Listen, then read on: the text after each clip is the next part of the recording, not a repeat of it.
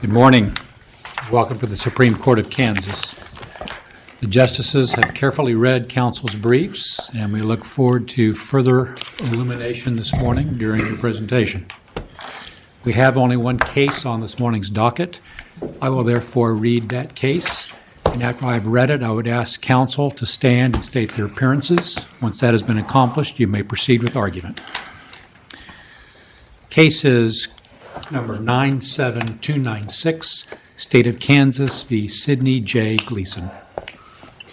May it please the Court, Sarah Ellen Johnson, Capital Appellate Defender Office, appearing on behalf of Sidney Gleason. We are ready for argument. May it please the Court, Chris Elslager, Deputy Solicitor General for the State, ready for argument. Very well. Counsel may proceed. Good morning, Your Honors. Again, I am Sarah Ellen Johnson from the Capital Appellate Defender Office. Your Honor, I would like to request 10 minutes for rebuttal. 10 minutes is granted. Thank you.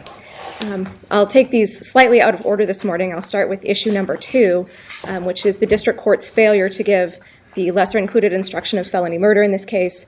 As this court is, of course, aware, recently in State v. Cheever, this court clarified that felony murder is, in fact, a lesser included offense of capital murder.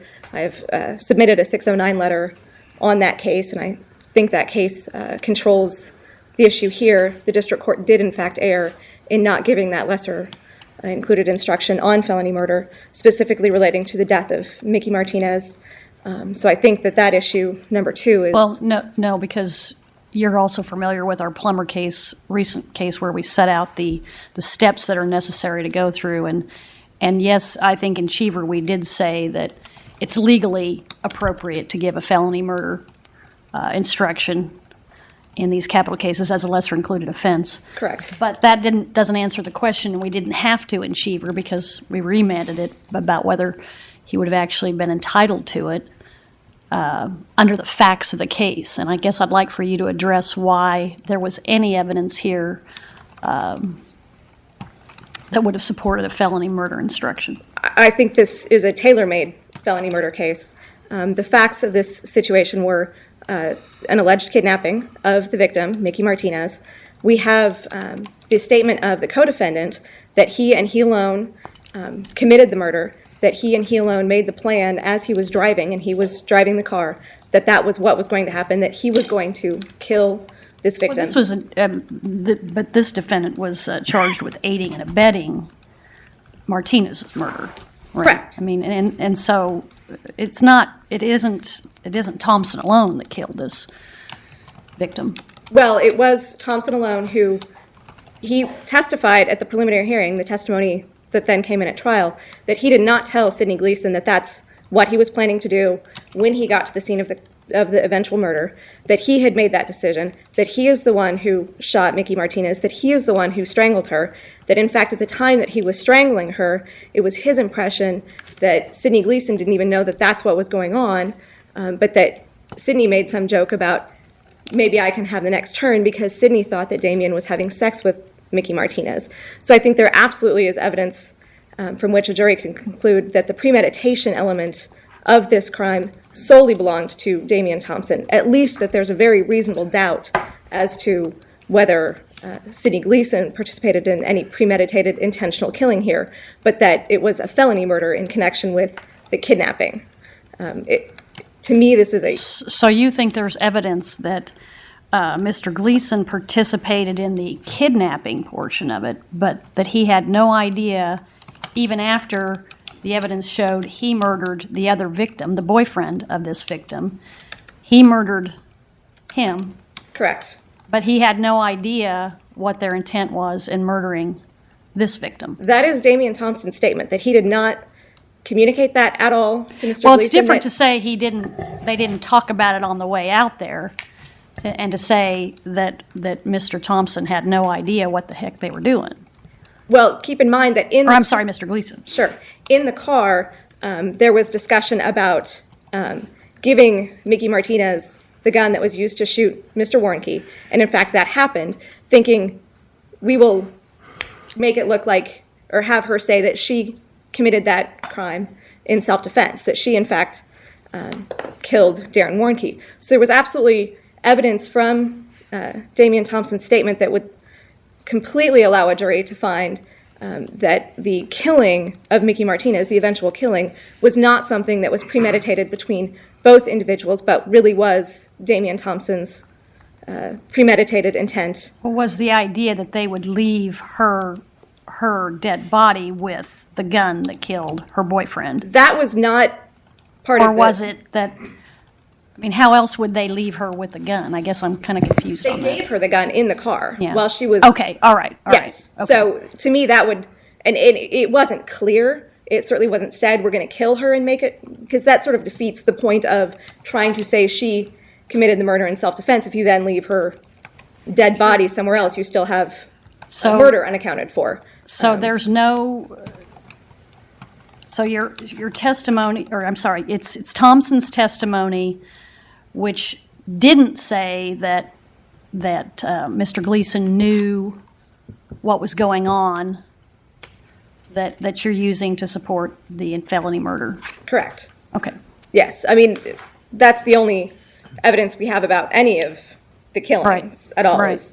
And his statement was pretty clear that, on cross-examination at preliminary hearing, he said, I didn't talk to Sidney about this. I didn't tell him where I was going when I was driving the car. I didn't tell him what I was thinking, what I was doing.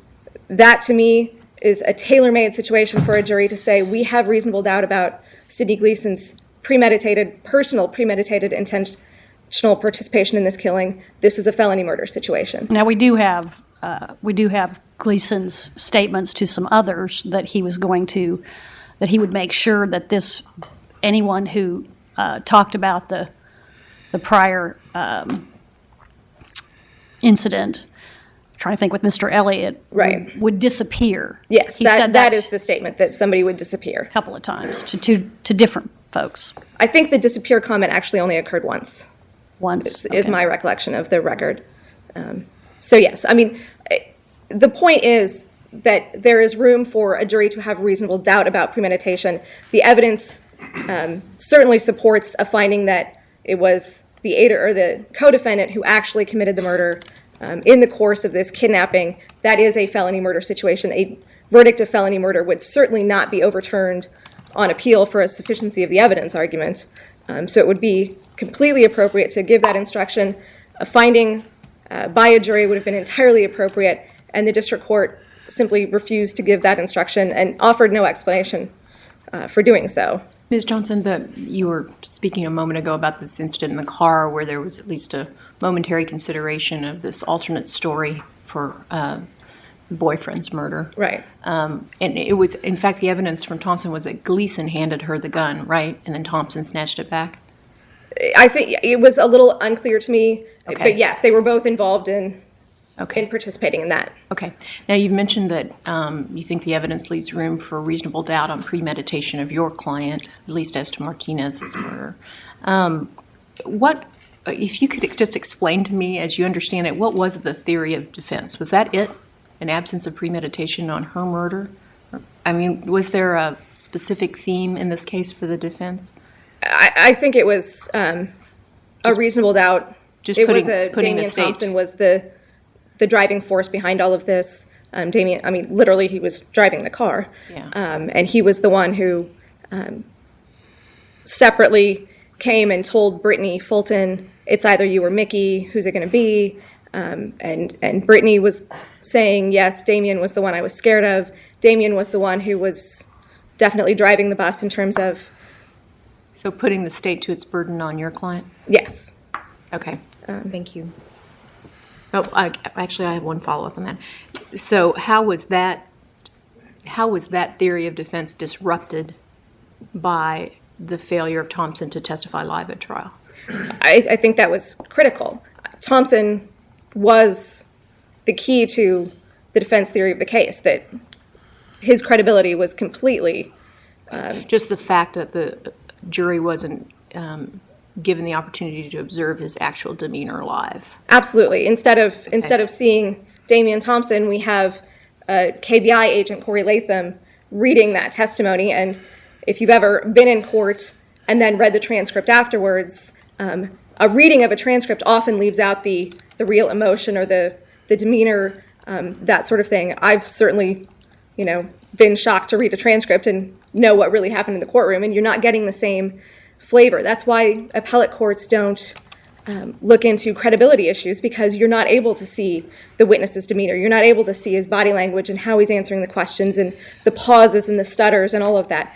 And that was completely lost to the jury when it's KBI agent Corey Latham simply reading this transcript instead of the witness testifying. And of course, keep in mind that before he completely stopped talking, Damian Thompson also said some very provocative things in the courtroom that we would very much have loved to ask him, what do you mean by that? What's being twisted about your words? And we were denied the opportunity to question him about that.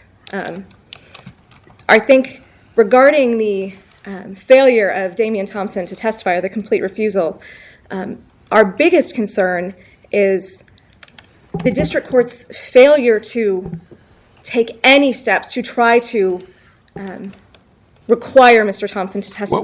What steps should that's what I was, since we're on this topic. Absolutely. What steps should the trial court should have taken at the point where he said, I'm not going to say any more, and there was some attempt by the prosecution to get him to talk, but then they got stuck and took a break. But what efforts specifically should the trial court should have made? Well, at the very least, the trial court should have brought Mr. Thompson back into court the next morning. This occurred on Thursday afternoon. Right. And of course, the court was called into session Friday morning. The jury was sent home, and then court came back into session again Monday morning, and they spent that morning going through the process of redacting the preliminary hearing transcript. So we had a full day and a half of potential court hours when nothing was happening in front of the jury. Mr. Thompson could easily have been and should have been brought back into court and offered the opportunity to at least purge that contempt.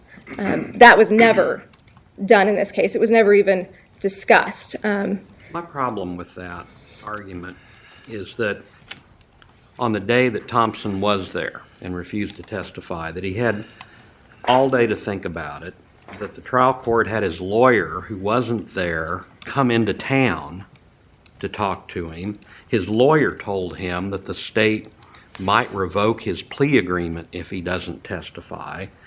And then after all that, he still says no.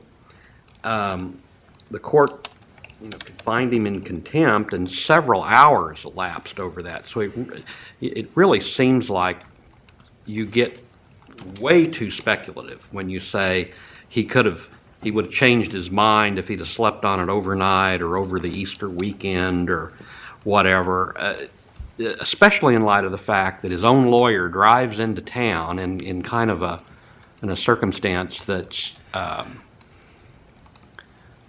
more dramatic, and has an opportunity to talk to his lawyer, and his lawyer tells him that this whole deal could go down. I mean, what else is...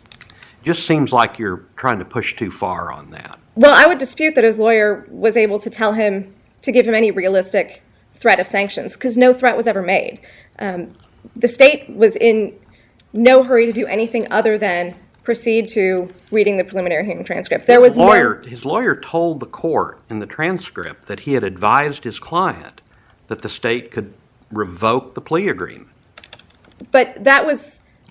I agree, but that was something that the lawyer himself said, and he didn't have the weight of the state is saying they're going to do this behind it. There was... all he could say was, that could happen.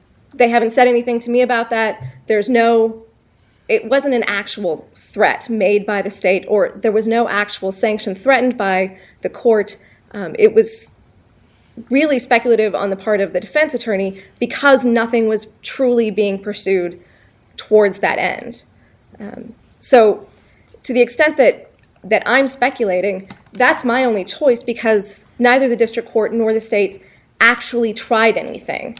They simply got to the point where Mr. Thompson said, I'm done, I'm not testifying, had him consult with his lawyer with no specific threats of sanctions ever being floated by the state or by the district court. In fact, the district court saying, there are no sanctions I could possibly impose here because he's already got a life sentence.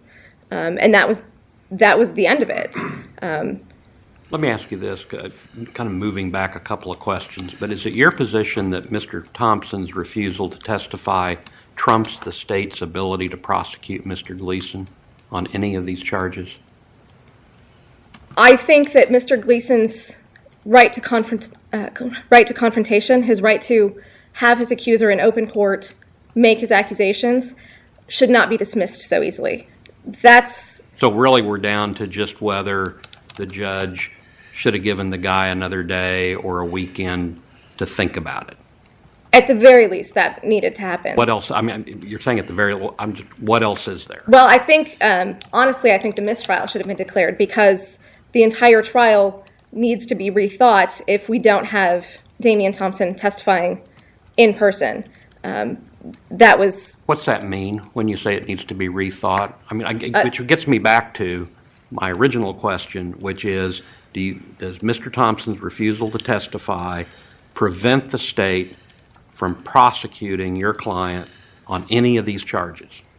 It certainly presents a problem, and that's unquestionable, and it should. But is it a problem only because the district court has to pound on this guy more to see if he'll testify?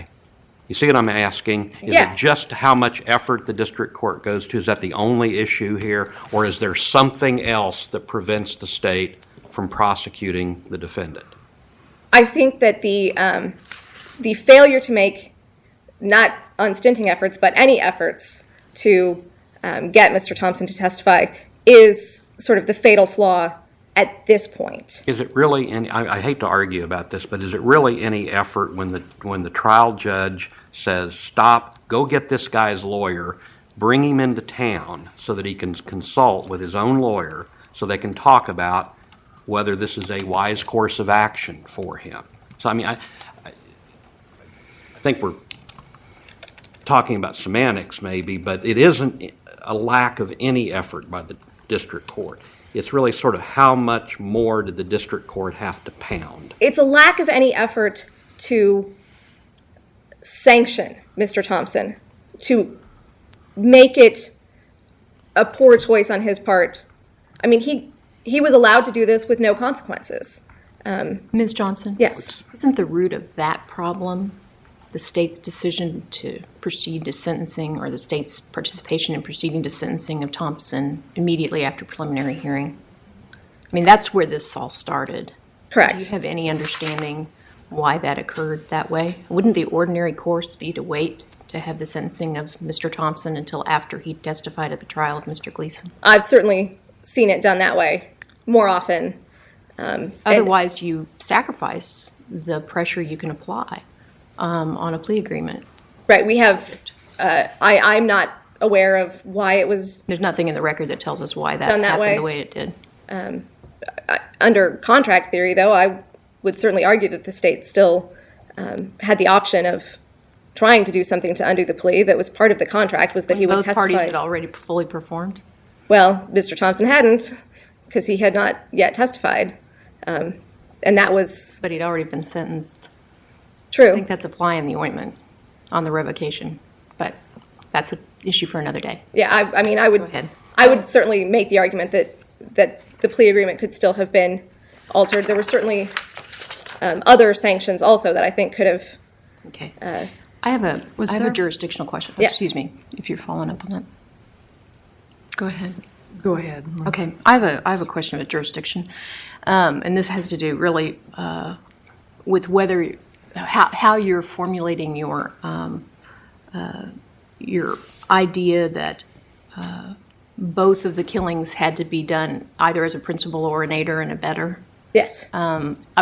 What's your support for that? If you Why look at, can't one be one and one the other and support capital murder under our statute? I think the key is to look at the aiding and abetting statute, which says that as an aider and abetter, you are liable for the crime committed by your co-defendant.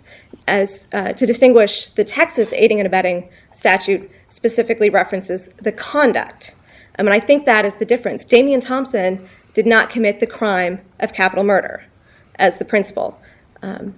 Damian Thompson committed the murder of Mickey Martinez. the one murder.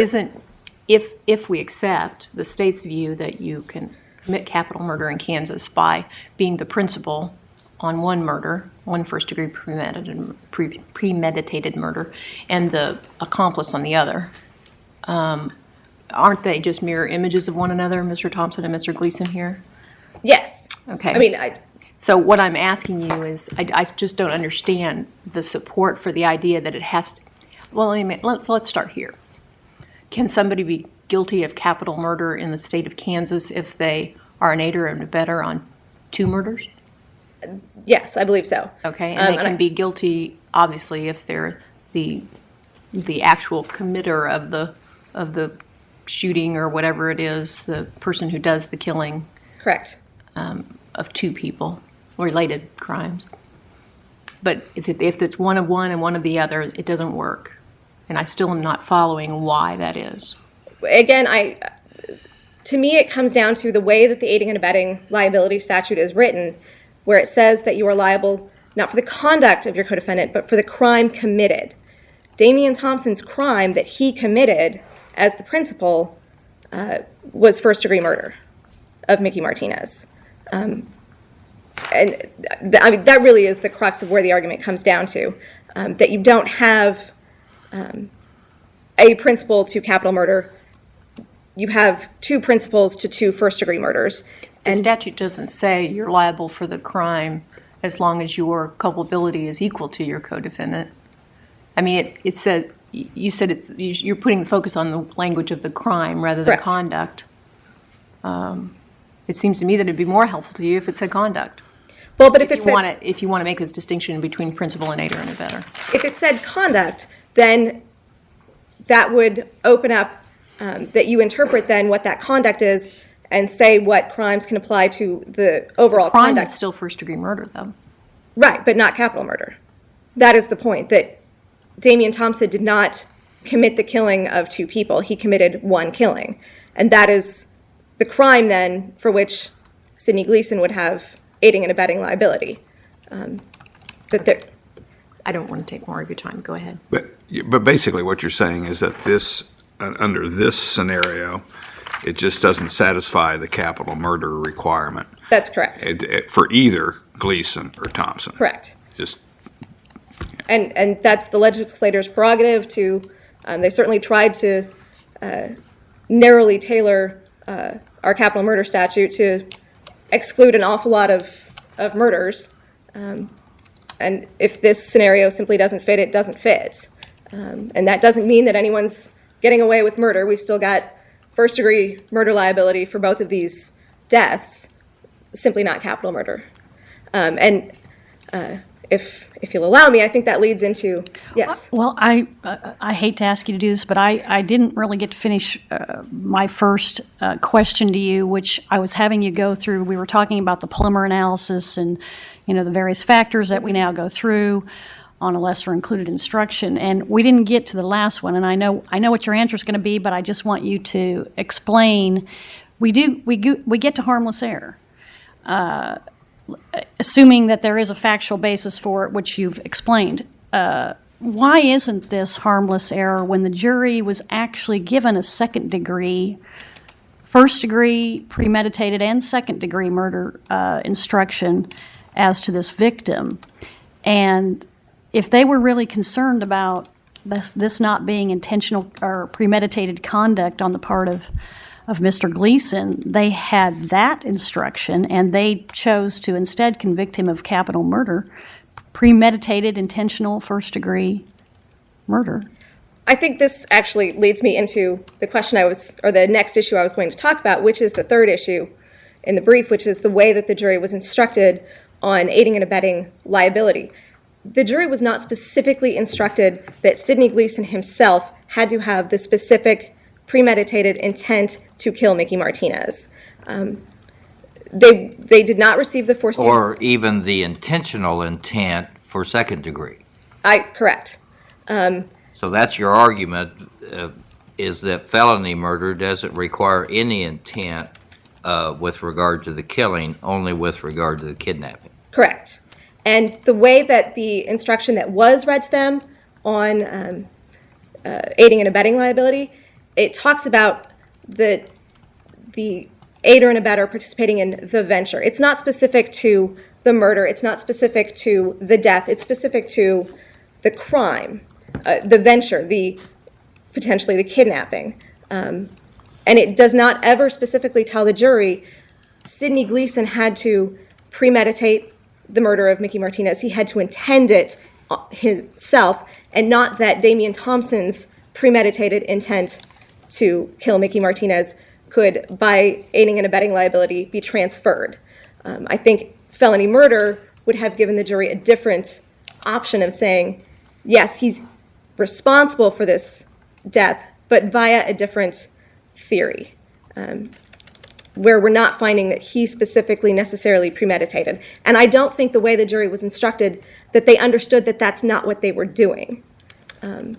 Keep in mind, they didn't have the felony murder instruction, so they don't know that they didn't have that felony murder theory in front of them. I'm afraid there's some misconceptions among the public about felony murder being actually a different concept than capital murder. We all know that they didn't get the felony murder instruction, but the jury didn't know that there is this different theory of liability that was not presented to them. They have the instructions that are in front of them that say, if you're part of the venture and you intend to bring about that, you're responsible for all of it. Without the specific Overstreet required, Englehart required finding that you, the defendant that we are convicting of capital murder, yourself, on your own, premeditated this intentional killing. And that's what's lacking here. And I think that's where felony murder would have very much fit in, and a jury could very easily have gone that route. And it's a different theory entirely from any of the premeditated intentional options. So I think it's a very realistic possibility that the jury would have found the felony murder. And so because of those different elements, you're saying that that hierarchy analysis just doesn't fit? Correct. We can't just move from... Correct. And, this is why all of the cases say, felony murder and first-degree premeditated murder are at lessers of each other because they're both first-degree murder. The skip rule hierarchy kind of concept just simply doesn't fit in because they're alternative means, basically.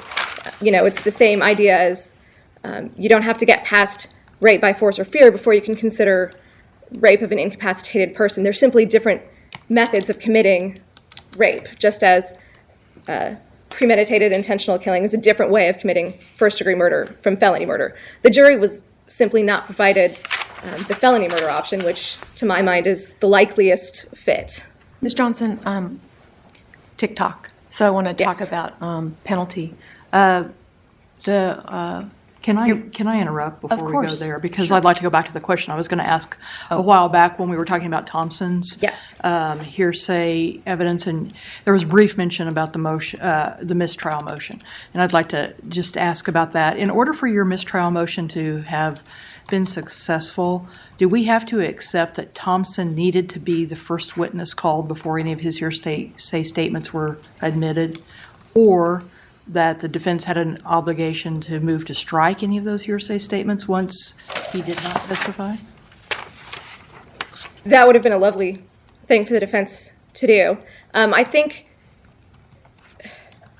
don't think a failure to move to strike, there was certainly a lot of discussion about which hearsay statements, what were now hearsay statements from Thompson, were problematic and which wouldn't have been able to come in. The problem is that from the get-go, from opening statement, the prosecution mentioned no fewer than 5 times that Damian Thompson will testify. He will testify. He, in fact, has an obligation to testify. He'll be here. He'll testify. You'll hear from him. So the defense from the get-go didn't have a good faith basis for objecting to any of his hearsay statements. So simply none of that analysis had been done. And that is why the trial was then in such disarray, because everybody had been operating, no question, under the very good faith belief that he would testify. In fact, that he was required to testify. And that seems to me just the ultimate, how do you unring that bell? There were hearsay statements that undoubtedly probably could still have come in. There were some that probably couldn't have come in.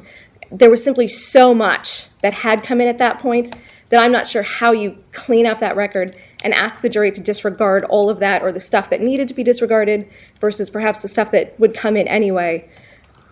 The cleanest, fairest thing for Sidney Gleason to do at that point is simply to say, this was an unexpected curveball that no one could be expected to have anticipated. It's entirely unfortunate, it's inconvenient, it's a nuisance, and yes, it's frustrating to allow someone like a Damian Thompson to cause this much disarray, but Sidney Gleason's right to confront his accuser and his right to a fair trial does have to carry the day at this particular moment. I think that, to me, is what mattered here, is that this was Sidney Gleason's fair trial that was messed up by this recalcitrant witness. And as frustrating as it is to a court to have to allow that witness then to have that much influence, we cannot forget that it's Sidney Gleason's life that's at stake here, and his right to a fair trial that is ultimately lost in all of this. And so I think that's why the mistrial would have been the absolute best way for the district court to go. So at the subsequent trial, assuming Mr. Thompson is still not available or refusing to testify, what would have been done differently? I mean, I understand the preparation. You could have talked to the jurors and voir dire. All that would have been different. But ultimately, wouldn't the testimony from the preliminary hearing have come in relatively the same fashion? It may have.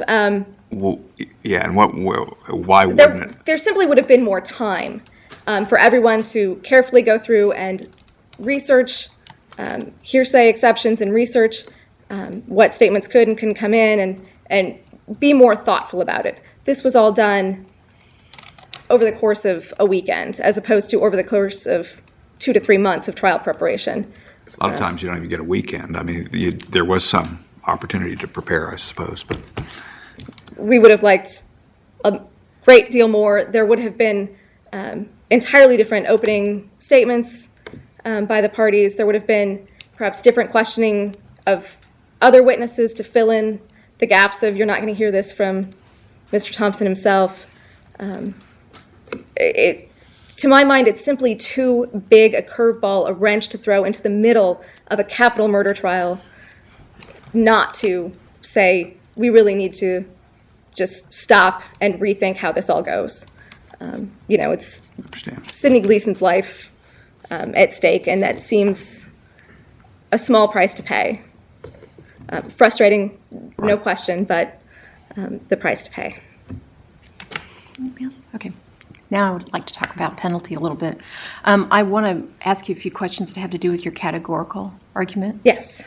Now, I just want, first of all, I want to understand it. You're making a categorical challenge only under the Kansas Constitution, Section 9. Correct. Okay. And we haven't obviously done that before, right? Correct. Okay. All right. And did you avoid the Eighth Amendment categorical challenge for a particular reason? I'm trying to understand. Obviously, it's vulnerable to further appeal, which might be a valid reason to avoid it tactically. But I'm curious, particularly given our recent decisions having to do with the Eighth Amendment categorical challenge. I think the Eighth Amendment argument is a lot trickier, especially on this particular categorical challenge. There are certainly Eighth Amendment categorical challenges that are entirely different in scope. This is the reason I think you always buy into an uphill battle when you want us to separate what we do under the state constitution from what we do under the federal constitution. Certainly. And that's why I'm so curious about this avoidance of the Eighth Amendment challenge. Given the nature of how the death penalty is applied in different states, I'm not sure we're there yet for a categorical challenge on this particular type of capital murder, the aiding and abetting liability. So that was really the thought process, that we need to start at the state level before we can get to the federal level on that particular categorical challenge. in terms of the comparison of state to state and how they handle that, as from a proportionality standpoint, is that what you're saying? Correct. Okay. That there are certainly other states that do apply aiding and abetting liability to capital murder. So it's not perhaps the best categorical challenge. So that was the thinking. I see that I am almost out of... I have one more question, and this has to do with his standing to challenge on the category as you've outlined it. Mm-hmm. I think, as I recall, the category is a non-trigger man. Correct. Right? But he was a trigger man on one crime. Correct. Again, we're kind of going back. This has been a big circle back to my original set of questions. So that distinguishes him, it seems to me, from the categorical group you've set up. I don't believe it does, because we still only get to capital murder by applying non-trigger man liability. Aiding and abetting on one of the crimes. Right. That is the only way that we could possibly get to capital murder in this case, is by applying the non-trigger man liability. So that's why he is not excluded from that category. Okay. By the same token, neither would Damian Thompson be. So if he were convicted of 2 murders because he aided and abetted each, and therefore prosecuted capitally, would he fit into this category as well? One or more aiding and abettings?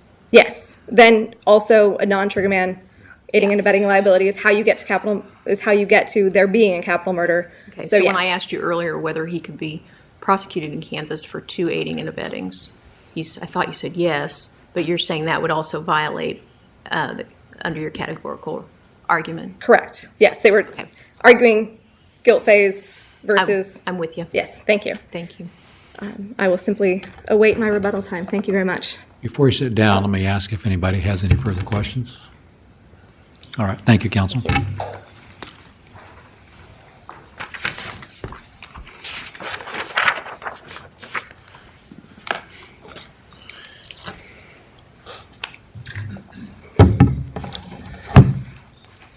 May it please the court, Chris Elsleger for the state.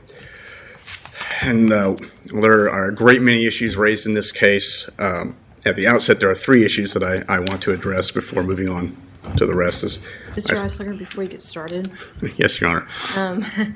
Just real quick, you heard my questions to your opposing counsel about the way this proceeded in terms of Mr. Thompson's plea agreement and then his sentencing before trial. Can you enlighten us at all on how that came down? I cannot. Okay. I don't know why. Look a bit unusual to you if you want to hold a failure to testify truthfully over somebody's head? I don't know why they did it that way. Probably not the best strategy. But there may have been some reason. I don't know if Mr. Thompson wanted to push things quickly, or I don't know. Okay, thanks. Just a quick follow-up. Has there been any request or motion filed by the state to withdraw the plea agreement on Mr. Thompson that you know of? No, there wasn't. As far as I know, there wasn't. As far as you know? Okay. Was that threat made at the time? Again, I don't know. It's not in the record. It's not in the record. Of course, given the prosecutor was Steve Maxwell, and he's not known for taking things lying down, so I would suspect that that threat was probably made, but just not on the record. Well, maybe or maybe not. Just in terms of having the testimony that he knew he had would not be subject to new cross-examination. Well, they certainly took the step of calling Mr. Thompson's attorney to bring him out there to talk to him, and he made it clear to them that threat was a possibility. There's nothing in the record to tell us so, and it's probably not something that would have been in the record. I mean, that's something that the attorneys would have discussed, but there probably would have. I don't see any reason why that would have been on the record. I appreciate the prosecutor attempted to get Mr. Thompson to testify, but really he had what he needed and knew what the cross-examination was going to be. I would think the incentive to try to get him to testify is just at least lessened by that. Well, I don't know. I think he wanted Thompson in person. I mean, obviously they tried to get him there. They put him on the stand. They started questioning him. I think there's no allegation anywhere that the state or anybody didn't believe that Thompson was going to testify. I understand that. Right. I don't think there was any sandbagging by the state. Right. If that's what you're suggesting. Was there what was Thompson's sentence? They say it's a life sentence. I think but was it life without possibility of parole? They didn't have that option then. Well, then, my question is, when the judge says he can't do anything, well, why couldn't he incarcerate him on a consecutive basis and say that doesn't count towards your life sentence, and so doesn't count towards your parole eligibility, which would have been, what, at least 20 years? And why wouldn't that have been at least some punishment? I'm going to put you in jail, and this isn't counting towards your life sentence, and it's not counting towards your parole eligibility. Well, I don't know. I don't know if that was an option. The bottom line, though, is he's serving a life sentence, and when you got life in prison, life is life. I mean, yeah, he might get parole sometime down the line. I think he probably got a hard 40, but I think he got 25. Yeah. And in fact, let's talk about the plea agreement. I'd be interested to know if this is typical, but the only thing that's in the plea agreement about what Mr. Gleason understood he was giving up, basically, if he didn't comply, is that he says, I understand if I comply and complete all the requirements, and that includes testifying, the state will not request or move for the court to impose a hard 50 to life sentence at my sentencing. I understand if I fail to cooperate, testify truthfully, or otherwise withhold material information, the state will be free to request the court's sentence to any sentence authorized by law. Doesn't the plea agreement implicitly recognize that he is talking about testifying pre-sentence? The only thing he seems to understand he's giving up is if he doesn't testify, he'll be sentenced differently. Well, now he's already been sentenced, so what does he understand from that plea agreement that he has to lose at this point? Well, honestly, I can't tell you what he understood. It doesn't really even say that he understands that they might file the capital murder charges come back into play. It doesn't say anything about that. It's almost as though it anticipates, that he's going to, he's testifying before sentencing. I think they believed he was going to testify. I mean, I don't think that I think it was a misstep to let him get sentenced before he testified. But everybody proceeded with the belief that he was going to testify. Well, it's also mentioned on the plea transcript. The prosecutor specifically requests that they set the sentencing past the preliminary hearing date for Mr. Gleason so that they can be sure to get his testimony, Mr. Thompson's testimony, prior to that. Or after that, I'm sorry. Set in stone. Yeah, set in stone, yeah, Set in I guess. stone. But that's And it was- specifically it's- mentioned, but nothing's mentioned about the trial date for Mr. Gleason. Yeah, all I can say is I think that I'm just saying, is there anything that you know of in the record that would indicate that that isn't what was anticipated by the plea agreement? Well, I think the record shows what was anticipated by the plea agreement was that he would testify at trial. What about the plea agreement? That's what I'm asking you. I guess I'm just not seeing that, because the only statement in the plea agreement as to what he understands he's giving up if he doesn't testify is he'll be sentenced to a hard 50, or that the state won't recommend that he be sentenced to something other than the hard 50. What's in the plea agreement that indicates he understood if he didn't testify fully at any hearing that he would suffer other consequences post-sentencing? I don't know that there's any other consequences set forth in the plea agreement. I think the agreement was, and I think everyone understood. Isn't that what controls, though? What consequences he understands he's giving up? Isn't that the whole idea of the plea agreement and the contract? I don't know what Mr. Thompson understood. Honestly, I don't know what the trial prosecutors understood.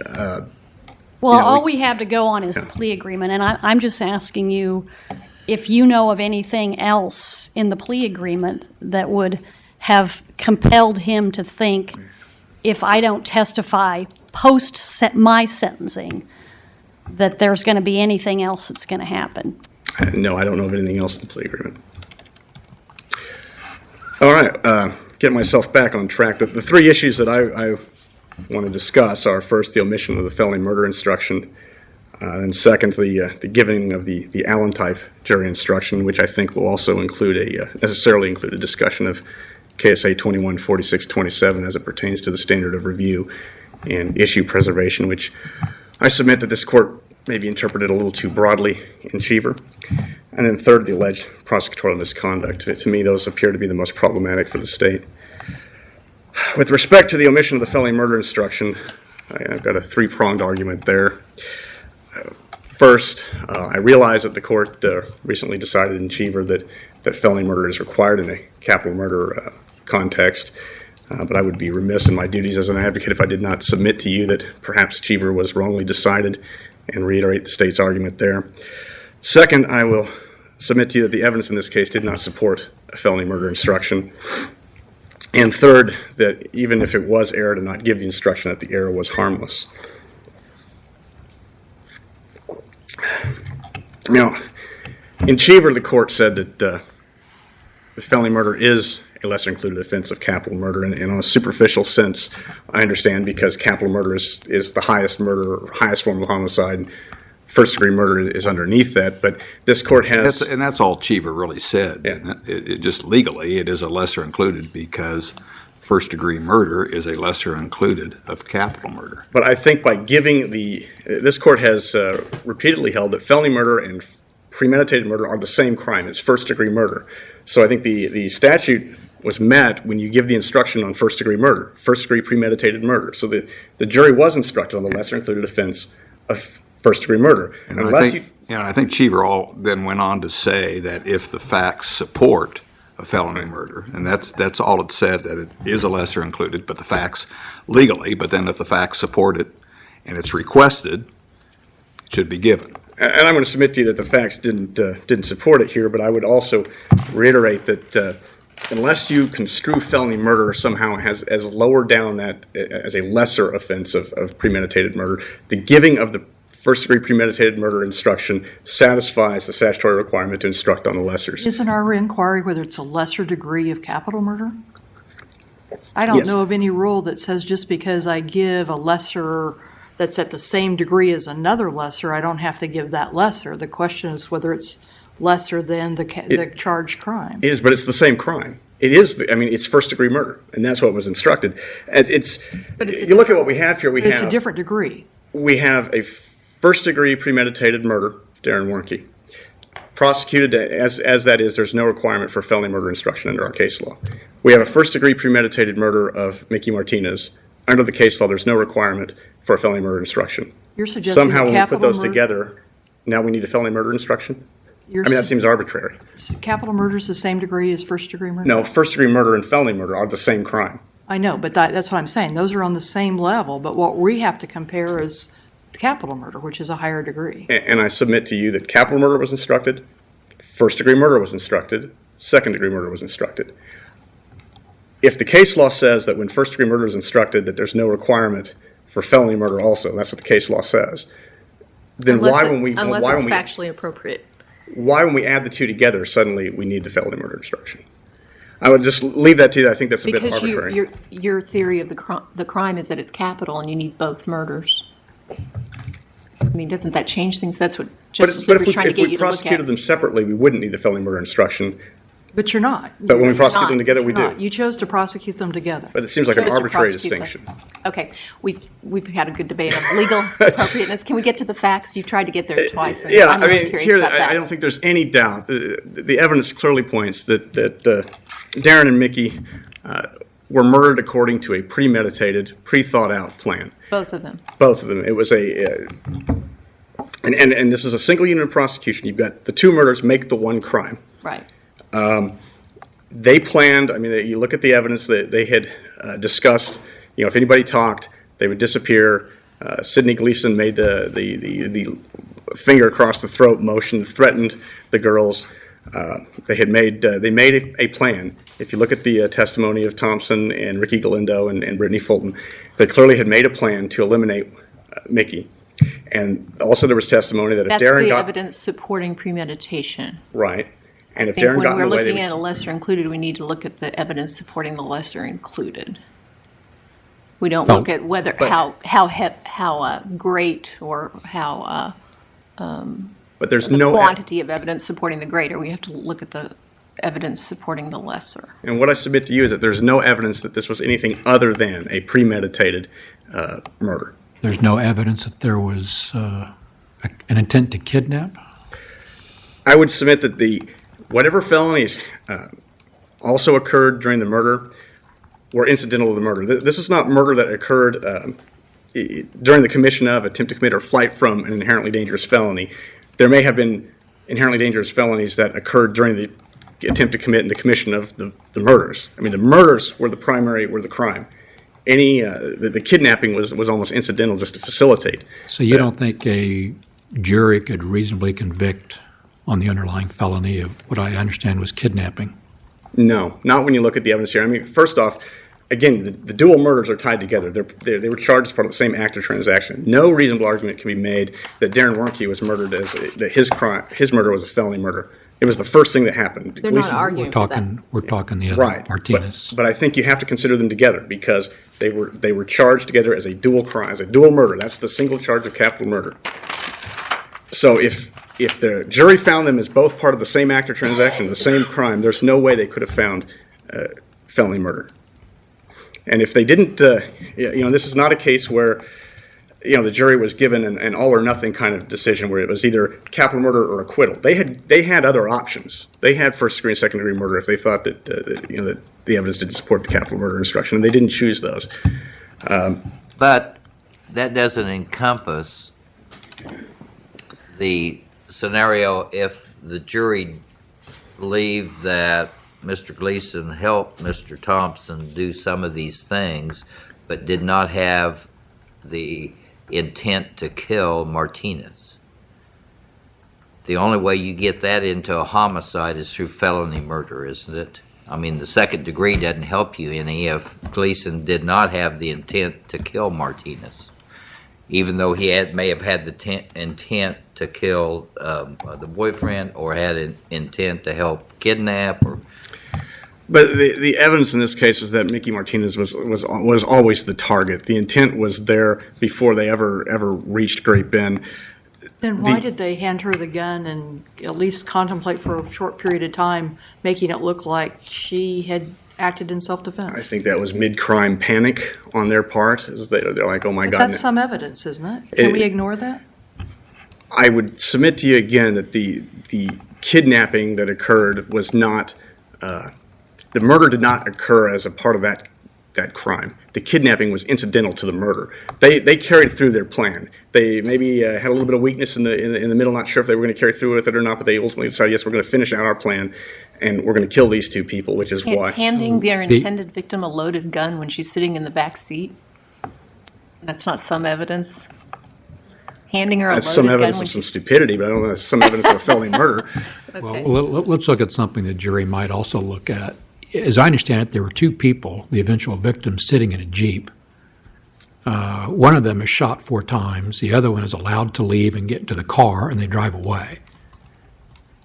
Yes. And then on top of that, apparently somebody very quickly hatches this idea that, well, let's say that she shot the man in the Jeep, Mr. Warnke, protecting herself because there's a history of domestic violence. Hand her the gun, then they rethink that plan, hand it back, and they continue on. You don't think those two possible episodes might lead a jury to think that maybe there had not been premeditation to kill Martinez, at least on the part of Mr. Gleason? Not plausibly. I mean, we can sit here and come up with, we can look at, parse out pieces of the evidence and come up with hypothetical ways it could have happened. But I don't think any reasonable jurors would have gone down that road. Obviously, they didn't. Mickey Martinez was, as we know from the testimony, she was the target. Warnke was just in the way. Mickey did get shot in that first barrage of bullets, but then I think at that point, a whole bunch of gunfire had gone off in the middle of a neighborhood. They felt like they had to get out of there. They threw her in the car, but they were still going to carry out their plan. And on the way, once all 3 of them are in the car and she complains she has a leg wound and she's bleeding, she's instructed basically apply a tourniquet. If their plan all along had been to, at that point in time, premeditation to kill her, why would you say, we want to save your life here? Because these two are not professional mafia hitmen. These two were kind of bumbling. I think at that point in time they were panicking. But they still carried through their plan. I mean, their plan was never to kidnap anybody. The fact that they put her in the car and moved her was nothing more than incidental to the murder. They eventually got their backbone back and finished the crime. And I don't think any reasonable person looking at this could say, "Oh, this was a murder that was committed in the course of committing a kidnapping." The only reasonable way to look at it is, well, hey, there was a kidnapping that was incidental to the murder. That being said, what about the one more factor that Ms. Johnson points to is the odd exchange that Thompson says happens during when he's actually strangling the victim, and he says that Mr. Gleason, who's standing off a ways, says something about "let me have a turn," which Mr. Thompson says Mr. Gleason thinks he's basically having sexual intercourse with the victim instead of strangling her. And he says to Mr. Thompson, to Mr. Gleason, "I'm not doing that. I'm killing her," basically. What about that as evidence that Gleason really didn't know, even at the point it was happening, what was going on? Well, it's unfortunately not uncommon for murderers with female victims to go ahead and sexually assault them before they kill them. But that I understand. That doesn't change. But what Thompson testified to is that he basically had to clarify for Gleason what he was doing. Well, that doesn't mean that Gleason still didn't believe that killing her was the ultimate goal. I know. I'm just saying it's just another piece of evidence that Ms. Thompson is pointing to as a potentially the jury might believe. And I guess one thing that you said that made some sense to me, I guess, is that the jury tied these crimes together as capital murder, but they would never get there if they'd have had a felony murder instruction. Isn't that right? Because before they can tie the crimes together as capital murder, they have to decide that both crimes were premeditated, intentional, don't they? That's the first step. Yes. And so I'm saying if they'd have had a felony murder instruction, perhaps they never would have gotten to that point of tying the two crimes together. Well, honestly, with the facts of this case, I don't think that's reasonable. I mean, I just don't think they would have got a felony murder out of this, which is why. I guess that's not really the standard, though, is it? I mean, he requested the instruction. It's legally and potentially factually appropriate. Whether you don't think that the jury would have done that isn't really the issue, is it? Well, except when it gets to the issue of harmlessness. We're talking about a capital murder verdict. Well, again, the evidence points that this was a premeditated plan to kill these two people. It was certainly a premeditated plan to kill Mickey, and they said if Warnke gets in the way, we're going to kill him too, and that's what they did. The fact that incidental to that, they decided they were going to go ahead and throw her in the car and drive out of town and then finish her off, that doesn't transform this into a lesser crime because they committed a felony in the process. The evidence points, all of the evidence points that this was a premeditated, intentional murder. And your third point about harmless, can you move there with the idea that we have heightened scrutiny on a death penalty case? Well, I've covered a lot of it because I think that the jury was instructed on lesser includeds, and they didn't. They chose to go with the most severe. So to an extent, I would argue the skip rule, except that we've said that felony murder is somehow not lesser than first degree premeditated. Although, in actuality, it really is. And what felony murder does is it actually lowers the burden on the state to prove that premeditation and intent. So by not giving it, that really puts more pressure on the state. That's actually a benefit to the. Puts more pressure. It excuses them from the burden of showing premeditation intent, but they have to show a felony. So, I mean, there's still a burden on the state. Go ahead. But the burden is much lesser. I mean, I don't think we could disagree that it is a lesser burden. That's why we have it. So it actually, generally speaking, giving a felony murder instruction works to the benefit of the state, not the defendant. And like I said, he was convicted. Not here because they couldn't get to the capital murder without the first degree premeditated. Right, but the state had to prove the premeditated first degree. I understand. I'm just saying this isn't the typical case for the state. Yes, and I would submit to There's you a that distinction between the two types of first-degree murder in terms of capital murder, and so this isn't the typical first-degree murder case.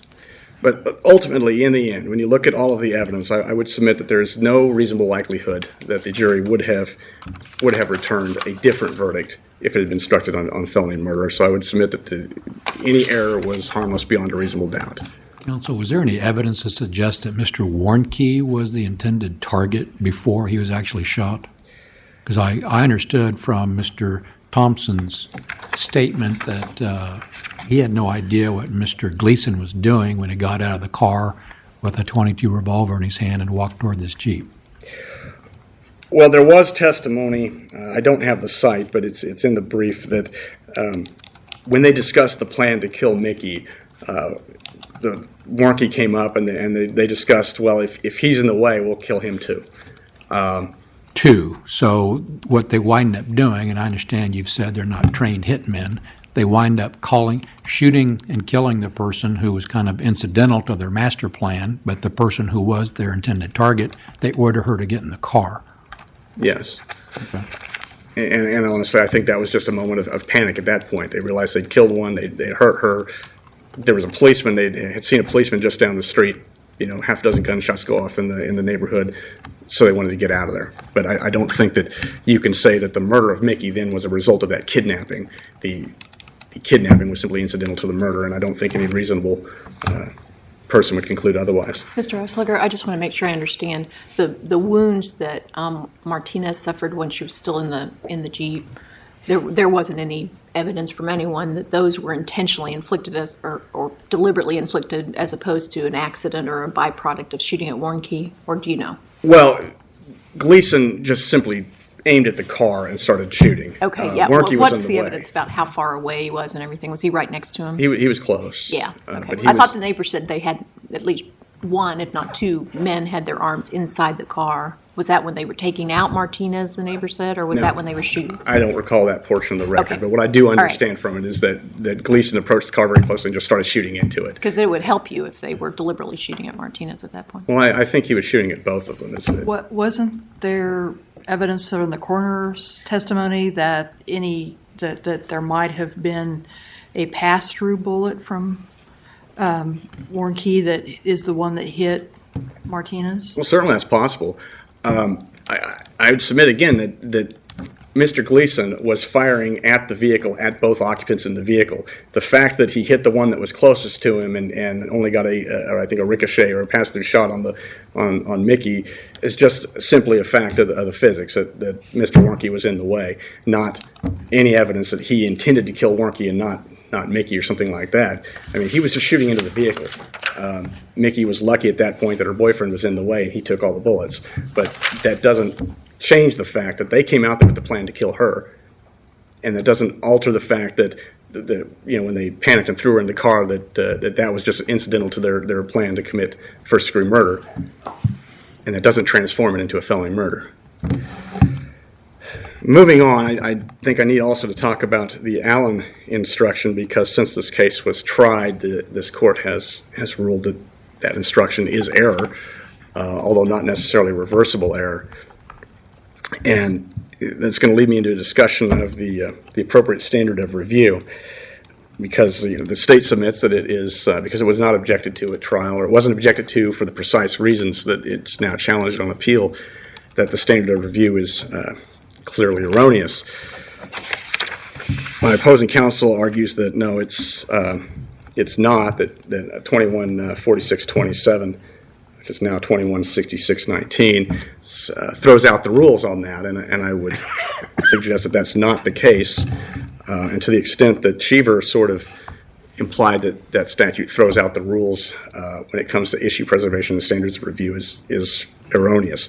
If you look at 214627, all it does is grant review to this court. It doesn't establish a standard of review. It doesn't throw out the rules. If you look at, now I know subsection B says the court shall consider the question of sentences as well as any errors asserted, and gives also a safety net for unassigned errors, which I would submit is simply a plain error analysis. If you look at subsection A, it says a judgment of conviction resulting in a sentence of death shall be subject to automatic review by and appeal to the Supreme Court of Kansas in the manner provided by the applicable statutes and rules of the Supreme Court governing appellate procedure. So it doesn't throw out the rules of procedure. It doesn't throw out the other statutes. And so I would submit that 22-34-14 sub 3, which discusses jury instructions that are not objected to, still applies, and we still apply the clearly erroneous standard of review.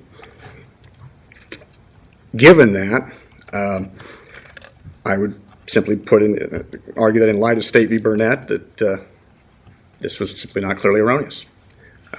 And I think that case controls, and since there don't appear to be any questions on this particular issue, I will move on. I'd like to talk to you about harmlessness on confrontation. If we agree with your opposing counsel that there was a confrontation clause violation, then how was it harmless? Well, I don't think you can agree with opposing counsel that there was a confrontation clause. I'm asking you to just assume that and talk about harmlessness. You're welcome to discuss at length the other half of that argument, but I'd like you to answer my question. Give me a moment to find that part of my notes. Sure, of course.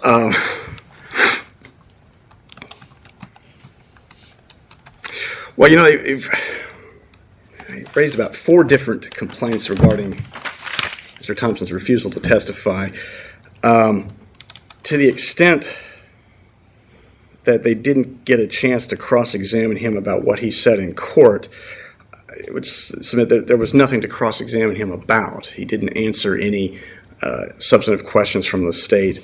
And I know I cited a couple of cases, I think, in the brief, the State v. Smith, a Louisiana case, where, again, the witness did essentially the same thing, got on the stand and says, I'm not going to lie on this man. But I understood part of the complaint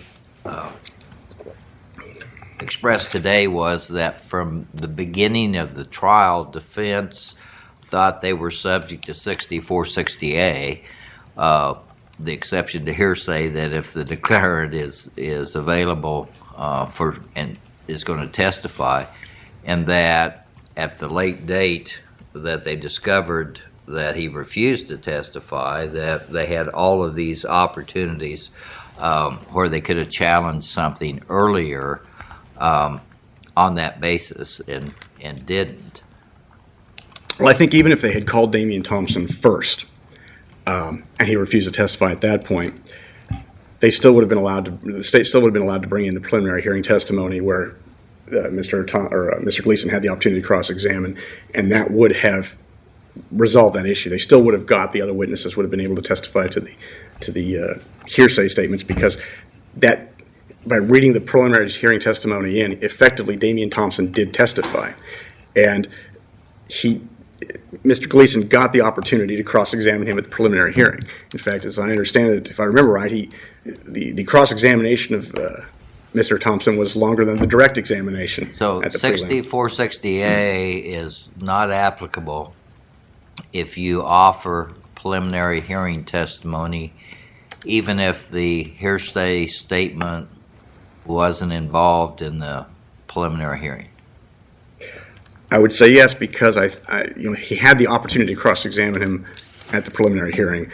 Now, if you got into very, very specifics, I don't know. I don't think that happened in this case. I think in any statements that came in through Agent Latham or the other witnesses were also brought in at the prelim, and Mr. Thompson had the opportunity to cross-examine, or I'm sorry, Mr. Gleason had the opportunity to cross-examine Thompson at the prelim, which is the only requirements that for confrontation under Crawford v. Washington are the unavailability of the witness and a prior opportunity to cross-examine, and that was met here.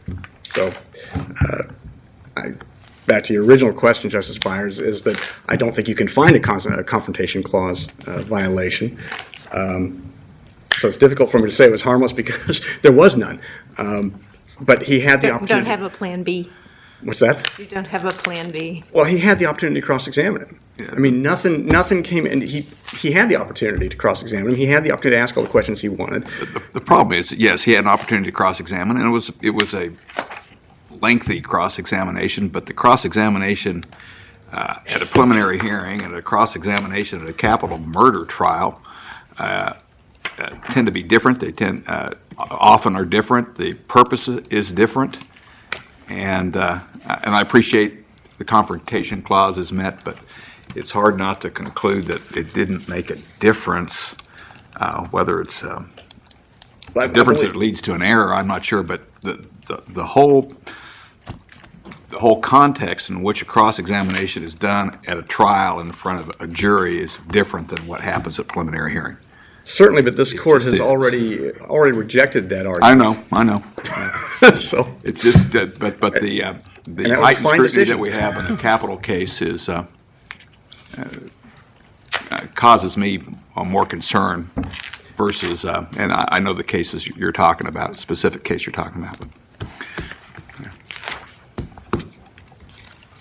Are there any further questions on this particular topic? Why wasn't it prosecutorial misconduct? I was just going to get to that. The prosecutor's statement certainly would, reading it out of context, just taking it in isolation, would certainly give you pause. I know I read it and scratched my head wondering why he would say that. And I suggest that, well, first, it's important to note that this was in rebuttal, and I know that doesn't excuse it, but it does, I think, mitigate. Because you got to understand, he wasn't reading from a prepared statement at this point. He was responding to the defense counsel's arguments, where defense counsel went on and on about commenting about the credibility of Mr. Thompson. So it was in response to that. He was trying to explain to the jury, he was trying to rebut that and explain to the jury why the preliminary hearing testimony got read. So the prosecutor, if the prosecutor personally thought that Mr. Thompson had lied at the preliminary hearing, it wouldn't have been, that transcript wouldn't have been offered at the trial? Because I read the statement as, hey, that's why you heard that's why it got read to you, only because we believed it was the truth. I don't think that's what he meant. Although, in answer to your question, if the prosecutor thought Thompson, sounds like that. I know it does, but if he thought Thompson was lying, no, we would not have brought it in because that would have violated our ethical obligations. But look at the entire statement. He said Damian Thompson took that stand and he stopped talking, didn't he? In this courtroom, when asked to testify against his cousin, he made a lot of statements. You saw his attitude. You saw his demeanor. You saw how he was acting. You saw how he acted towards his cousin, towards the prosecutor, and towards the judge. Refused to testify against his cousin. But he did tell you he told the truth before. That's why you heard the testimony. That's why it got read to you. In the context, I think he was trying to explain to the jury, you saw him come in. You saw his antics. You saw him refuse to testify. That's why it got read to you. Why he threw that other statement in there, which was factually accurate. Thompson did say that. I'm not sure why he threw it in there other than I think he got caught up in the moment. And so, again, they need to look at whether it was a gross and flagrant violation and whether it was motivated by ill will. And I think when you look at the large extent of the cross-examination, I think it was simply some inartful phrasing and not misconduct. He didn't draw any objection. It wasn't repeated. So you gave us three issues you wanted to address. From my notes, you've addressed all three. Yes, Your Honor. Because I had something I wanted to give you that opportunity before I got into my esoteric questions. You mentioned early that what we have is a situation where two murders make one crime. Yes. And we have a concession that crime, capital murder, and the first-degree premeditated murder convictions are multiplicitous. Yes.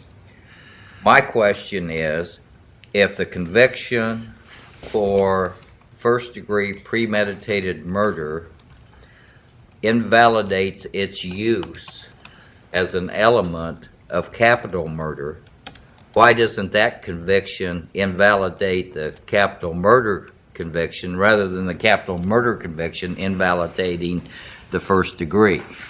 You're saying two murders make one capital, but you agree that one of those murders can't be used as the two murders. So why doesn't that invalidate the capital murder? Are you understanding where I'm going? I understand the question.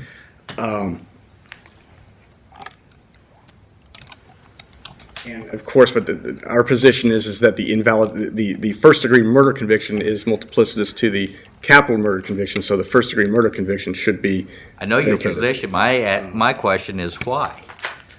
Why is it that way? Why isn't the capital murder the invalid one? Well,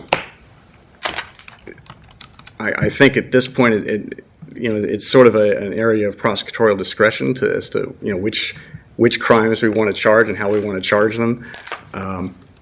There's standing case law that you can convict someone of multiplicitous crimes, but you just can't sentence them, and you sentence them for the most severe one. So I would stand I know on we that. have case law that says that, but what's the rationale behind sentencing for the? I've never, that I can recall, ever seen an explanation for that rule. When we have the rule of lenity and we have the identical offense doctrine, we have all these other rules that say you have to be sentenced for the lesser. Why in this context do we just say, okay, sentence for the greater? Well, I think because the state has carried its burden of proving all the elements of the greater offense, for that reason, you should be allowed to sentence him for the greater offense, and you can't, the lesser offenses should just be vacated. Could you address the argument that the jury instructions were confusing and allowed the jury to transfer Mr. Thompson's intent essentially to Mr. Gleason? Yeah, they weren't confusing because this case is different from the one cited by the defense. I remember I argued a case some years ago, Mr. Englehart's case, and the issue there was in the aiding and abetting instructions. The court gave both the aiding and abetting with intent to commit an intentional crime and the aiding and abetting instruction for a foreseeable crime, and that was the problem there. That was what was confusing. In this case, the aiding and abetting for a foreseeable crime instruction was not given, just the aiding and abetting for an intentional crime. So I don't see there's any room for or any possibility for jury confusion. They understood that he was being charged as an aider and abetter for an intentional crime for something that he intended to bring about. And I'm trying to find that in my notes. Do you know which issue number that is? Maybe I can give you more. No, I don't. I was just, I do issue understand 5. your... I'm sorry. I looked at the wrong side. 3. The aiding and abetting instruction, I think, is what is confusing if you look at it, of course, singly, that they have to find an intent to promote or assist in the commission. And arguably, they could just say, well, if he intended to promote or assist, that he just essentially adopted or we can transfer Thompson's intent right into that, if that makes sense, and might make them think that he didn't have to individually intend to commit the crimes. Well, I look at instruction number 9. Premeditate, I'm sorry, yes. It says the defendant must willfully and knowingly associate himself with the unlawful venture and willfully participate in it as he would in something he wishes to bring about or to make succeed. And I don't know how you could do that in a premeditated murder context without the premeditated intent. I mean, it's not possible.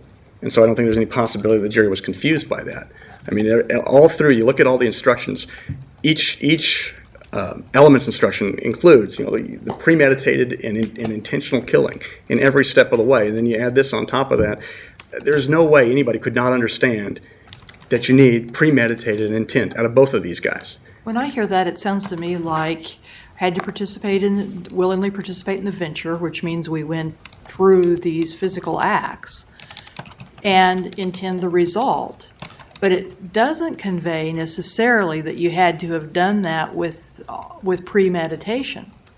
Well, but again, I think you have to connect a lot of dots that we understand have to be connected, but where is it clear to the jury that those dots have to be connected? I think it's clear to any reasonable person that dots do need to be connected to get to the end. But if the end result was intended, and he participated in the steps to get to that end result, I don't see how you could not have premeditation. I don't know how you could not, you could intend the murder to happen, and you could take all the steps to get to the murder, but not have premeditation. Well, I don't think you have to take all the steps to get to it to be an aider and abetter. That's the point. Well, I'd submit that when you look at the instructions as a whole and the facts of the case, this wasn't a case where Mr. Gleason was only partially involved. I mean, he was involved from start to finish. I mean, there's just no possible way that the jury could have got confused and believed that, he could have been convicted for only partial participation. I mean, he was involved from the beginning. I mean, He was there. He was there. He was the guy who pointed out jumped out of the car and started shooting first. I'm talking about Martinez. But again, I don't think you can separate these two crimes. I mean, they are part of one continuous act or transaction. That's why it was charged as capital murder. These aren't separate crimes. He participated from the beginning to the end. I mean, he even went so far as to clear the malfunction in his buddy's gun and hand it back to him. There was conflicting evidence on who cleared the gun, wasn't there? Well, my understanding was that he cleared the malfunction, but that's a minor point. The point is that Sidney Gleason was involved in the planning. He was involved in the shooting. He was involved from the very beginning all the way to the end, and there's no possibility that the jury would have been confused by this instruction in any way, shape, or form. And I am just about out of time. If there Does anybody else have a question? Because I have one more. Okay. Okay. In the penalty phase, the instructions that were given, where do they tell the jury that mitigating circumstances are not subject to reasonable doubt standard? They didn't, but nor did they say that there was any burden on proving reasonable doubt or proving mitigating circumstances. And even if they did, that really wouldn't be error. Wasn't the standard given for everything else the jury had to do in the penalty phase reasonable doubt? The jury was instructed and that was specifically stated, right? Right, that the state had to prove the aggravating circumstances beyond a reasonable doubt, that the state had to prove that they weren't outweighed by the mitigating circumstances beyond a reasonable doubt. No burden was placed on the defendant. There's no reason to think that the jury would have placed a burden on the defendant. And even if they did, case law of the United States Supreme Court says that's okay. It's okay to put a burden of proof on the defendant when it comes to mitigating circumstances. Not reasonable doubt. That's the point. That's the problem. What does the silence mean if you've got nothing but reasonable doubt everywhere else? Well, why would they read that in there, though? That's the only standard they've been provided, I think, is the argument. Right, but if they're not given any, they're told that the state has the burden all the way along, that the defendant doesn't have a burden. I just don't see why they would manufacture out of thin air a burden to place on the defendant. It just doesn't seem reasonable. You've only spent 45 minutes visiting with us today. Any closing comments, counsel? I would simply ask the court to affirm the convictions and sentences. Any more questions? I see none. Thank you. You deserve 10 minutes for rebuttal. Regarding the felony murder issue, there is a set of evidence that we haven't even discussed yet in this case, and that is the testimony of Irma Rodriguez. And I would point out that she did not testify at the preliminary hearing, so in fact, we never had the opportunity to question Damian Thompson about her statements about what happened at the Jeep on the street that night. She witnessed, as the Jeep pulled up, an altercation between Darren and Mickey. They got out of the car, got back into the car. Mickey was crying. She also spoke about knowing a history of domestic violence between Darren and Mickey, and Darren, in fact, earlier that evening having a baseball bat that he was smacking things around with. Then you get to the point where Sidney Gleason walks up to the Jeep. The point being that something else had occurred before he got up to the Jeep that puts a different spin potentially on why Darren Warnke might have in fact been killed. Less having to do with wanting to shut witnesses up and more having to do with he's beating up on this girl that there's testimony that Sidney Gleason was sweet on. And all of the gunshots that were fired from that gun went directly into Darren Warnke. The evidence is clear that Mickey was hit from shrapnel, basically, parts of bullets that were through and through wounds on Darren Warnke. But he was shot the 4 times that bullets came out of that gun. Did Gleason witness the altercation or the the argument between the two? You said it happened before, but was he aware of it? That would be the implication. Damian Thompson's statement is that his eyes were trained on the rearview mirror because he was watching out or looking ahead and looking behind, looking out for that cop. He's not sure what happened. So we have Irma Rodriguez's testimony, though, that there was this altercation. The point being that there is evidence to suggest why Darren Warnke was shot in the car, and that does connect with the fact that all of the bullets were fired at him in the car. So just a different piece of evidence that a jury could rely on. I'd like to follow up on that, and this is a question about what may be in the record or not. The testimony or the statements were made that Mr. Warnke was shot 4 times. Correct. And Ms. Martinez was wounded by 1 gunshot, but the evidence appears to be that it was a through and through or shrapnel or whatever. She was not shot separately. Correct. Then we have testimony that at the scene of her death, they first tried to shoot, somebody first attempted to shoot her with a 9mm.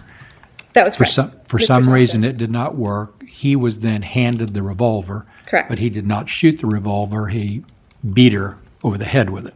That's correct. Then he exchanged that again for the 9mm that had been cleared, and then he shot her in the chest. Correct. My question is there any evidence as to how many bullets may have been left in the revolver after all this happened, or how many shots had actually been fired? And in other words, most revolvers have more than 4 shots in them, and if only 4 shots were fired, is it because there were only 4 bullets in the gun, or when the police recovered the weapon, were there 2 unfired bullets? Any evidence on that? Off the top of my head, Your Honor, I apologize. I cannot. My gut reaction is that there were only 4 bullets shot, but I cannot tell you for certain. I don't recall where that testimony would be. The gun was found, several days later. And to be quite honest, I truly at this moment do not recall. I was just looking to see if there was an explanation that could be formed from the fact that Ms. Martinez was not shot separately in front of her house. And the explanation might have been that there were only 4 bullets in the gun and that's all he had to shoot. I don't believe that there's evidence to support that. That's not my recollection. And certainly the testimony of the coroner is that the gunshot was, certainly one of the gunshots to Darren Warnke was very close, and a second, perhaps even contact, and the second one was very close range, and then the ones, he had some lower down wounds. But the implication is that he was sitting in the Jeep and that it would be hard to miss with a gun this close and to be confused about who your target is. It seems reasonable for a jury to conclude that Darren Warnke was the target at that shooting. And certainly the fact that Mickey got out of the car and was making noise on the street would indicate that she was not necessarily the target at that particular moment. Certainly reasonable evidence that a jury could rely on to suggest, again, that I was just wondering, if you have 2 handguns at the scene of Martinez's death and one of them jams, and your choice then appears to be I'm going to strangle her, that might suggest that there was something wrong with the revolver, i.e. it was out of bullets. But if there's no evidence in the record on that, then I'm done speculating. Yeah, no, I don't believe there's evidence that the gun was out of bullets. Okay. I think it might not be clear either way, but I don't recall that being a specific point. If this court has no further questions, I would simply ask that... Yeah, I want to circle you back to Mr. Thompson's unavailability, because I'm not sure I worded my questions correctly as I've thought back at it and looked at your brief. Is it your contention that that if Mr. Thompson refuses to testify, that the state cannot use his preliminary hearing statement under any circumstances? Well, our original contention certainly was that at the time of this trial, the law of the state of Kansas was that a witness simply refusing to testify isn't unavailable. And the district court judge simply never even opened up a statute book, it would appear, to consider whether he could be declared unavailable, simply declared him unavailable. At the time of this trial, no, I don't believe that the preliminary hearing transcript could have been used. Applying Johnson Howell, the witness couldn't be declared unavailable. And that is one of the problems in this case. And I think clearly if the district court had researched that issue and come to that conclusion, it seems likely that, much more likely that a mistrial would have been, at that point, been granted. So, no, at the time of the trial, I don't believe that the preliminary hearing transcript was appropriately used. Well, it's interesting that you mentioned that because, in fact, in the district court cite the Terry case, which the Johnson-Howell case actually, that opinion missed the Terry case. The district court cited the Terry case, which eventually this court said, oops, we missed the Terry case and Johnson-Howell, and we overruled Johnson-Howell. So the district court ultimately kind of did rely on the right thing in saying, yes, this witness is unavailable, and that's where we are.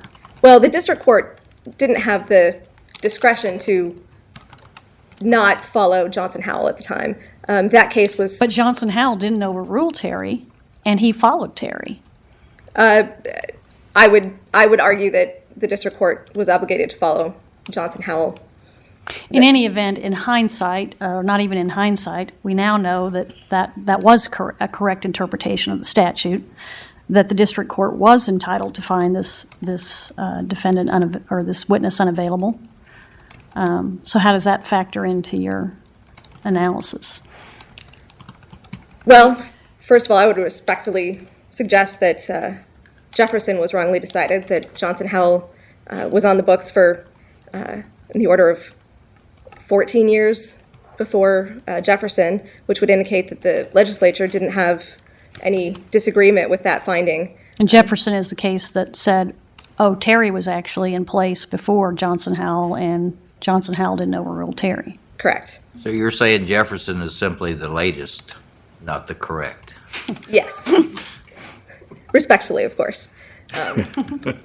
So that would be certainly. I think if more thought had been put into this entire process, that's again why I fall back on simply declaring a mistrial would have been the best option for all parties. Certainly, the best option at that point for Sidney Gleason to protect his rights to a fair trial and to confrontation. So that's our ultimate fallback position. Did you cite any cases, and I'm not thinking any right now, when you were discussing the prosecutor's failure to essentially use due diligence to try to compel the testimony of Mr. Thompson? The case that you cite in the 609 letter, I believe, had to do with a prosecutor not doing enough to locate a witness. Correct. And the 10th Circuit case also deals with locating a witness. What do you know of any cases that would support your argument that the prosecutor has some obligation to do more than what was done here? Well, I think where the witness is there.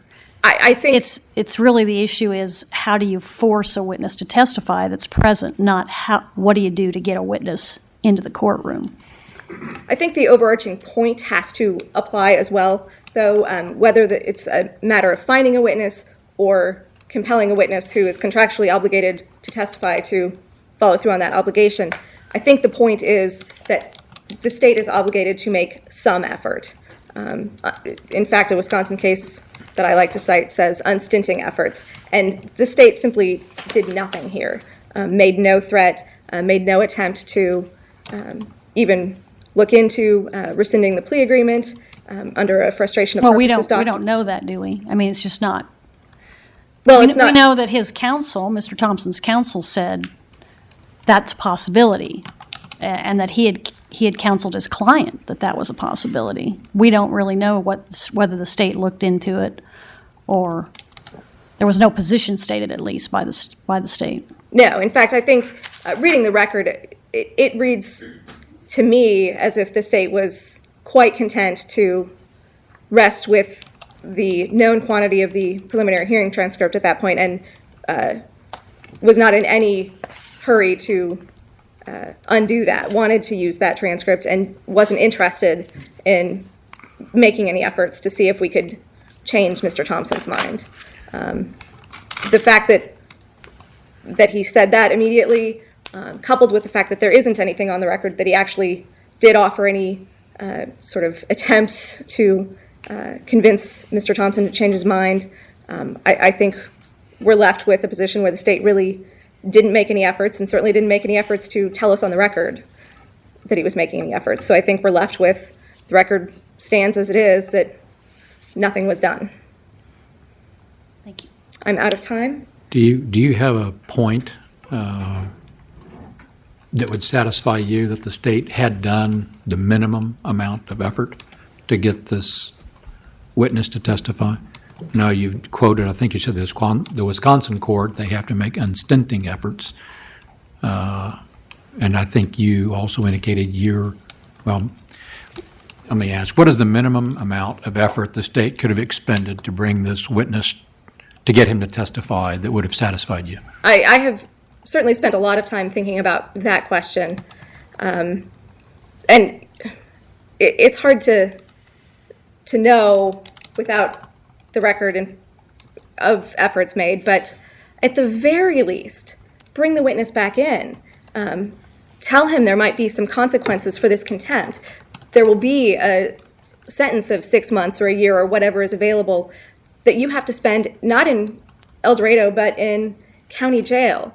See if that convinces him to change his mind. You have to give the witness the chance to purge the contempt, and that was never done. At the very least, bring him back into court the next day or the following Monday. So it would be the prosecutor's obligation to bring the witness into court so the judge could see what the colloquy would be? It has to be done in court? I believe so. I think...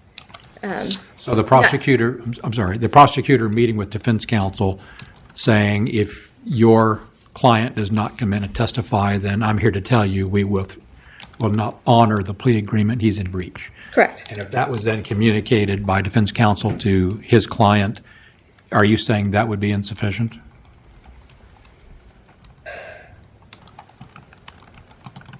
I would still want to see some effort by the district court itself to follow through on the contempt order. I think that is also troubling, that give some indication that there would be a court backing up of the prosecutor's threat. Is that what you're saying? Correct. Because the prosecutor can't set aside the sentencing.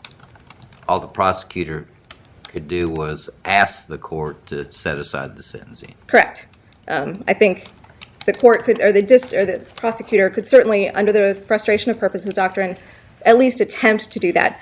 But the district court does have a role to play in this, and does have to, at some point, assert the court's power over the witness, and that wasn't done in any. In fact, she immediately dismissed the possibility that she could do anything. Very good, thank you. Do we have any further questions? Simply ask this court to reverse Mr. Gleason's convictions and remand his case for a new trial.